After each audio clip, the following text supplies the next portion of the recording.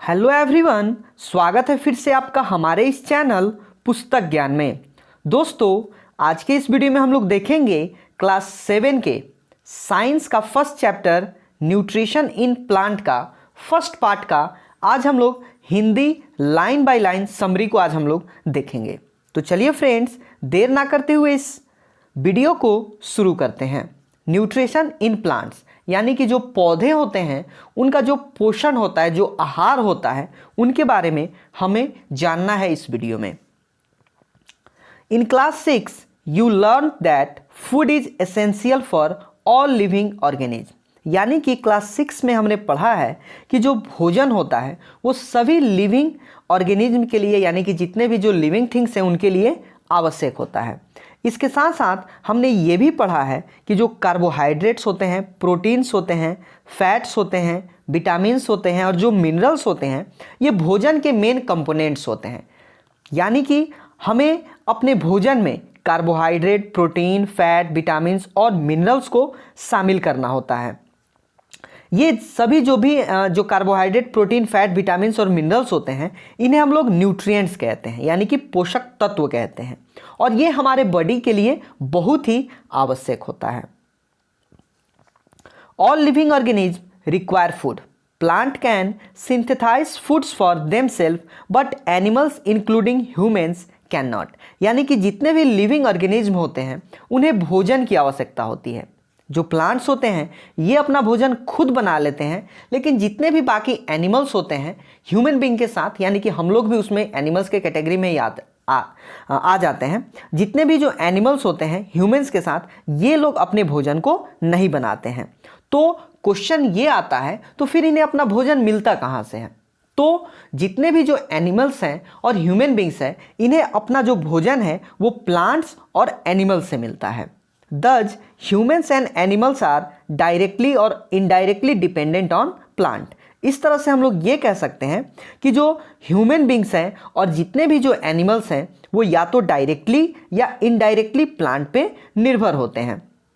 जैसे मान लेते हैं हम लोग को भोजन अगर चाहिए तो हम लोग कहाँ से खाने की चीज़ हमें प्राप्त होती है? तो हमारे खाने की जो चीज़ है या तो प्लांट देगा हमें, नहीं तो एनिमल। जैसे दूध, दही, मीट लेना है तो वो एनिमल से मिल जाएगा, और बाकी जो भी अनाज है, चावल है, गेहूँ है, ये सभी हमें प्लांट से मिल जाता है। यानी कि हम अपना जो भोजन है खुद नहीं बनाते हैं, हम प्लांट पे डिपेंड रहते हैं। उसी तरह जितने भी एनिमल्स हैं वो भी डायरेक्टली या इनडायरेक्टली प्लांट पे ही डिपेंडेंट होते हैं। अब अगला इसका देखते हैं, mode of nutrition in plants. यानी कि प्लांट्स में जो न्यूट्रिशन का जो मोड होता है वो कौन कौन सा होता है? प्लांट्स ही सिर्फ ऐसा ऑर्गेनिज्म है जो अपना जो भोजन है वो खुद से बनाता है, और इसके लिए उसे पानी, कार्बन डाइऑक्साइड और मिनरल्स की आवश्यकता होती है।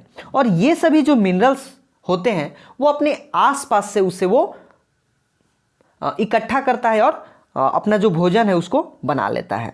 The nutrients enable living organism to build their bodies, to grow, to repair damage parts of their body and provide the energy to carry out life processes. जो न्यूट्रिएंट्स होते हैं ये living organism को उनके बॉडी बनाने में helpful करता है, उन्हें बढ़ने में मदद करता है, उनका जो बॉडी पार्ट्स जो डैमेज हो जाते हैं उन्हें रिपेयर करता है, और इसके साथ साथ एनर्जी देने का भी काम करता है। कौन काम करता है? न्यूट्रिएंट्स काम करते हैं।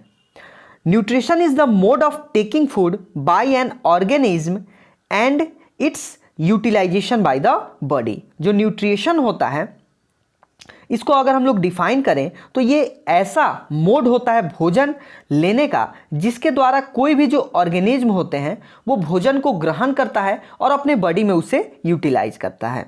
The mode of nutrition in which organism make food themselves from simple substance is called autotrophs. अब देखिए यहाँ पे जो न्यूट्रिशन का मोड होता है इसे दो भागों में बांटा गया है। एक आता है ऑटोट्रॉप और दूसरा आता है हेट्रोट्रॉप। देखिए ऑटोट्रॉप यानी कि ऑटो यानी कि खुद से जो अपना भोजन बनाते हैं उन्हें हम लोग ऑटोट्रॉप के कैटेगरी में डालते हैं। और हेट्रोट्रॉप, हेट्रो मतलब दूसरे पे डिपेंडेंट होना, अपने भोजन के लिए अगर दूसरे पे डिपेंडेंट है तो उन्हें हम लोग क्या कहते हैं? हेट्रोट्रॉप। यानी कि जो अपना भोजन स्वयं बनाए उन्हें ऑटोट्रॉप, जो अपना भोजन के लिए किसी दूसरे पे डिपेंडेंट हो उसे हम लोग हेट्रोट्रॉप कहते हैं। जितने भी जो प्लांट्स होते हैं, ट्रीज होते हैं, ये सभी ऑटोट्रॉप में आते हैं क्योंकि ये अपना भोजन खुद बनाते हैं। और बाकी जितने भी हैं, एनिमल्स हैं, ह्यूमन बींग्स हैं, हम लोग हेटरोट्रॉप के कैटेगरी में आ जाते हैं। Now we may ask where the food factories of plant are located, यानी कि अगर कोई क्वेश्चन पूछता है कि प्लांट का जो फूड फैक्ट्री होता है वो कौन सा होता है, यानी कि प्लांट में जो भोजन बनाने का जो काम होता है ये किसका होता है, तो इसका आंसर होगा लीफ। प्लांट का जो फूड फैक्ट्री होता है उसे हम लोग लीफ कहते हैं। अब अगला टॉपिक इसमें देखते हैं, photosynthesis food making process in plant. Photosynthesis के बारे में हम लोग जानेंगे। ये एक ऐसा प्रोसेस होता है जिसके कारण जो प्लांट्स होता है अपने भोजन को बनाता है। जैसा कि हमने अभी तुरंत बताया, जो न्यूट्रिशन का मोड होता है दो तरह का होता है, एक हेटरोट्रॉप और दूसरा ऑटोट्रॉप। ऑटोट्रॉप में जो है कोई भी लिविंग बींग्स जो अपना भोजन स्वयं बनाते हैं वो ऑटोट्रॉप में आ जाते हैं, और जो दूसरे पे डिपेंडेंट होते हैं वो हेटरोट्रॉप में आ जाते हैं। अगला topic, photosynthesis food making process in plant, इसको देखते हैं। Leaves are the food factory of plants. जो लीव्स होते हैं, पत्ते होते हैं, इसे हम लोग फूड फैक्ट्री कहते हैं प्लांट का। Therefore all the raw materials must reach the leaf. इसलिए जितने भी जो रॉ मटेरियल है उसे लीव्स तक पहुंचना होगा, तभी जाकर जो प्लांट्स हैं वो अपना भोजन बना पाएगा। Water and minerals present in the soil are absorb by the roots and transported to the leaves. जितने भी जो वाटर्स होते हैं, मिनरल्स होते हैं, जो सॉइल में मौजूद होते हैं, उसको जो रूट है वो एब्जॉर्ब करता है, और एब्जॉर्ब करने के बाद उसे लिप्स तक, यानी कि जो भी पत्तियां होता है वहां तक पहुंचा देता है। Carbon dioxide from air is taken in through the tiny pores present on the surface of leaves. अब देखिए, जो पत्ते होते हैं उसमें छोटे छोटे छेद होते हैं, बहुत ही छोटा छोटा पोर्स होता है, जिसे हम लोग स्टोमाटा कहते हैं। क्या कहते हैं? स्टोमाटा कहते हैं। इसी के द्वारा जो कार्बन डाइऑक्साइड है वो लिप्स के अंदर पहुंच पाता है, और इस पोर के आसपास गार्ड सेल होता है। क्या होता है? गार्ड सेल होता है। Water and minerals are transported to the leaves by the vessels which run like pipe through the roots. जो वाटर होते हैं और जो मिनरल्स होते हैं ये लिप्स तक एक वेसल के द्वारा जाता है, जो कि पाइप की तरह काम करता है। ठीक है, और ये जो वेसल होते हैं रूट से लेकर स्टीम तक, ब्रांच तक और पूरे लिप्स तक फैले हुए होते हैं। They form a continuous path और passage for the nutrients to reach the leaf. और ये जो वेसल होते हैं ये पाइप की तरह चारों तरफ से फैला हुआ रहता है, ताकि लीफ के प्रत्येक हिस्से में जो न्यूट्रिएंट्स है वो पहुंचाया जा सके। इसके बारे में हम लोग चैप्टर 11 में ब्रीफली से और जानेंगे और पढ़ेंगे। The leaves have a green pigment called chlorophyll. अब देखिए, क्वेश्चन कभी कभी ये भी पूछा जाता है कि जो लिप्स, जो पत्ते होते हैं वो हरे क्यों होते हैं। तो इसका आंसर आप लोग याद रखिएगा कि जो भी पत्ते हरे होते हैं यानी कि उसमें एक ग्रीन पिगमेंट पाया जाता है जिसका नाम क्लोरोफिल होता है। इसी के कारण जो पत्ते हैं वो हरे रहते हैं। It helps leaves to capture the energy of the sunlight. इसके कारण क्या होता है, जो लिप्स होते हैं ये सनलाइट के जो एनर्जी है उसे कैप्चर करता है। This energy is used to synthesize यानी कि prepare food from carbon dioxide and water. और ये जो एनर्जी होता है इसका यूज किया जाता है भोजन बनाने के लिए। Since the prepare synthesize of food occur in presence of sunlight, it is called photosynthesis. चूंकि जो भोजन बनने की प्रक्रिया होती है ये सूरज की रोशनी में ही होती है, इसलिए इसे हम लोग फोटोसिंथेसिस। फोटोसिंथेसिस दो वर्ड से मिला हुआ है। फोटो मीन्स होता है लाइट और सिंथेसिस मतलब होता है कंबाइन, यानी कि लाइट की मौजूदगी में होने वाले जो वर्क होते हैं प्लांट्स में, जो भोजन बनता है, इसीलिए इसे हम लोग फोटोसिंथेसिस कहते हैं।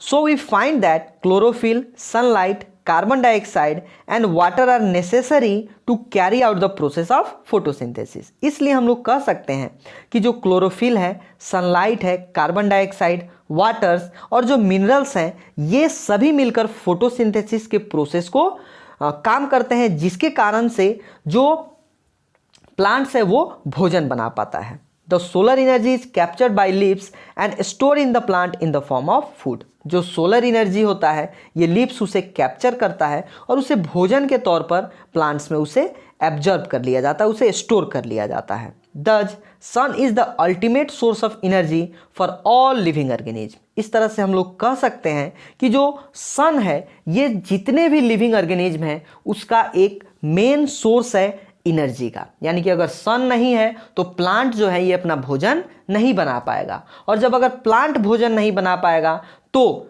जब प्लांट ही नहीं है तो जितने भी ह्यूमन बींग्स हैं, जितने भी एनिमल्स हैं, वो सभी मर जाएंगे। यानी कि ऑटोट्रॉप पे ही जितने भी हेटेरोट्रॉप हैं वो सभी डिपेंडेंट हैं। यहां पे कह रहा है कि can you imagine life on earth in the absence of photosynthesis. यानी कि अगर फोटोसिंथेसिस नहीं हो तो क्या इस पृथ्वी पर जीवन संभव होगा? तो नहीं होगा। बिल्कुल इसका आंसर है कि नहीं होगा। अगर फोटोसिंथेसिस नहीं होगा तो प्लांट भोजन नहीं बना पाएगा, जिसके कारण बाकी जितने भी एनिमल्स हैं वो इस पृथ्वी पे नहीं रह पाएंगे। In the absence of photosynthesis there would not be any food. यानी कि अगर फोटोसिंथेसिस नहीं है तो भोजन भी नहीं है। The survival of almost all living organism directly और indirectly depend upon the food made by plants. यानी कि जितने भी लिविंग ऑर्गेनिज्म हैं उनका जीवित रहना इस बात पे डिपेंड करता है कि जो वो भोजन ग्रहण करते हैं वो प्लांट से आता है। और जब फोटोसिंथेसिस अगर फोटोसिंथेसिस का प्रोसेस अगर नहीं हो रहा है, यानी कि भोजन नहीं बन पा रहा है, जिसके कारण जितने भी एनिमल्स हैं वो खत्म हो जाएंगे। Beside oxygen which is essential for the survival of all organism is produced during photosynthesis. In the absence of photosynthesis, life would be impossible on the earth. यानी कि ऑक्सीजन के अलावा जो भोजन है ये ऑर्गेनिज्म को जीवित रहने के लिए बहुत ही आवश्यक होता है। अगर फोटोसिंथेसिस नहीं होगा तो इस अर्थ पे जीवन भी संभव नहीं है। During photosynthesis, chlorophyll containing cells of leaf in the presence of sunlight use carbon dioxide and water to synthesize carbohydrates. The process can be repeated in an equation. देखिए जब भी फोटोसिंथेसिस का प्रोसेस होता है इस दौरान जो क्लोरोफिल होते हैं, इनमें जो सेल्स मौजूद होते हैं, ये सनलाइट की मौजूदगी में कार्बन डाइऑक्साइड और वाटर को एक साथ इसमें रिएक्शन होता है। इसको जब ये जो कार्बन डाइऑक्साइड और वाटर जो है ये जब एक साथ मिल जाते हैं तो ये कार्बोहाइड्रेट का निर्माण करते हैं। यहाँ इस इक्वेशन में हम लोग देख सकते हैं, इसमें बताया गया है कार्बन डाइऑक्साइड प्लस वाटर जब ये मिल जाते हैं सनलाइट के प्रेजेंस में तो ये कार्बोहाइड्रेट और ऑक्सीजन का निर्माण करते हैं। During the process oxygen is released. The presence of starch in leaves indicate the occurrence of photosynthesis. Starch is also a carbohydrate. अब देखिए इस दौरान जो ऑक्सीजन होता है वो रिलीज होता है और लिप्स में जो स्टार्च मौजूद है ये हमें बताता है कि इस दौरान कार्बन डाइऑक्साइड और वाटर जब एक साथ मिलते हैं तो इस दौरान कार्बोहाइड्रेट का निर्माण होता है। इस फिगर में हम लोग देख सकते हैं स्टोमाटा के बारे में बताया गया है कि लिप्स में स्टोमाटा के जो पोर्स होते हैं वो कैसे होते हैं। फिगर 1.3 में हम लोग देख सकते हैं कि एक डायग्राम बताया गया है जिसमें जो लिप्स है वो किस तरह से सनलाइट, कार्बन डाइऑक्साइड और ऑक्सीजन को वो ले रहा है। अब आगे देखते हैं।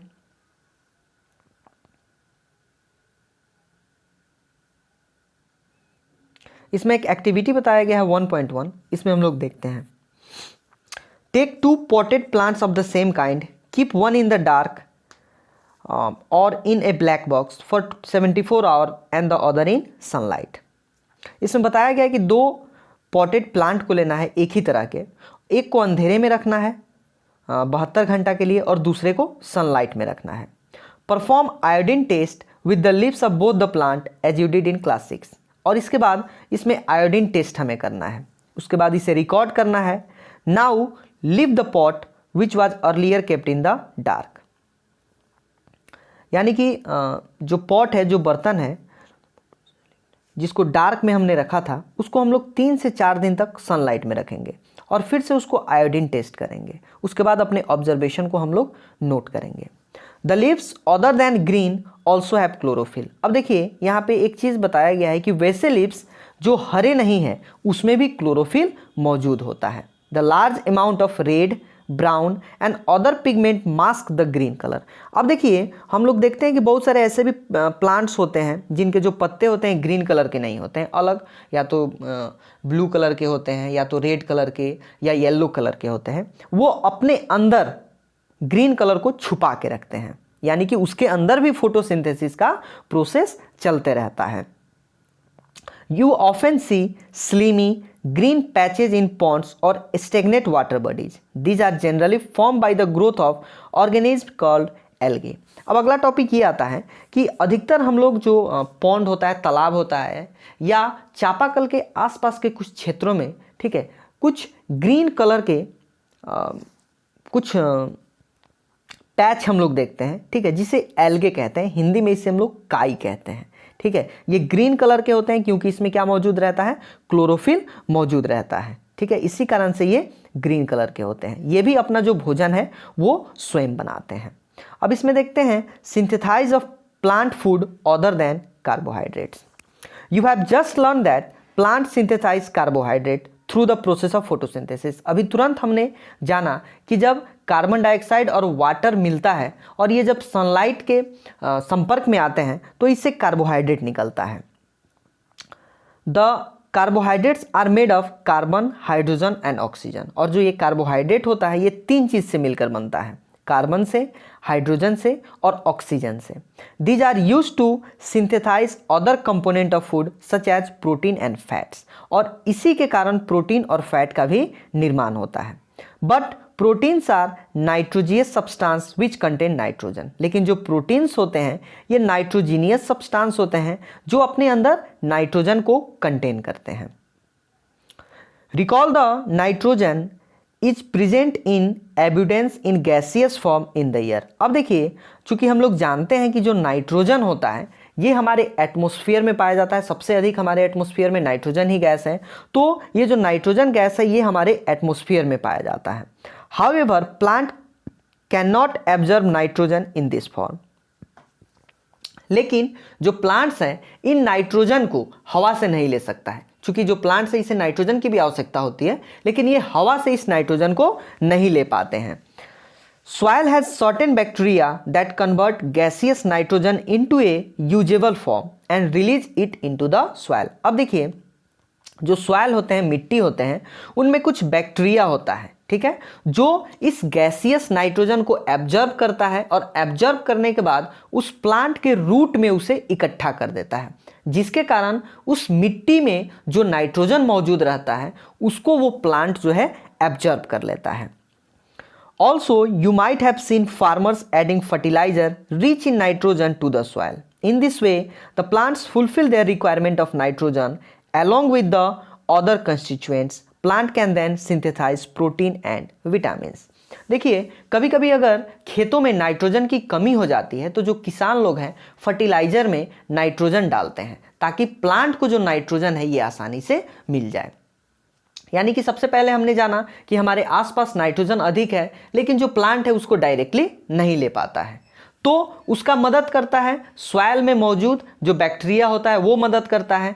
वो जो एटमॉस्फेयर का नाइट्रोजन है उसको एब्जॉर्ब करके सॉइल में डाल देता है और रूट्स के मदद से प्लांट उसे एब्जॉर्ब कर लेता है। और कभी कभी अगर मिट्टी में वो बैक्टीरिया की कमी आ जाती है अगर प्लांट को प्रॉपर अमाउंट ऑफ नाइट्रोजन नहीं मिल पाता है तो जो किसान लोग होते हैं अपने खेतों में फर्टिलाइजर डालते हैं जिनमें नाइट्रोजन की मात्रा अधिक होती है और इस तरह से जो प्लांट्स हैं उनको नाइट्रोजन मिल पाता है। अब इसका अगला टॉपिक है other modes of nutrition in plants. Plants में जो अदर मोड्स होते हैं न्यूट्रिशन का, इसको दोस्तों इस टॉपिक को हम लोग देखेंगे इसके सेकंड पार्ट में। तो इस वीडियो में बस इतना ही, मिलते हैं अगले वीडियो में। तब तक हमारे चैनल पर बने रहिए और हमारे वीडियो को देखते रहिए। दोस्तों अंत तक हमारे इस वीडियो पे बने रहने के लिए आपका बहुत बहुत धन्यवाद। तो मिलते हैं अगले वीडियो में, तब तक के लिए जय हिंद।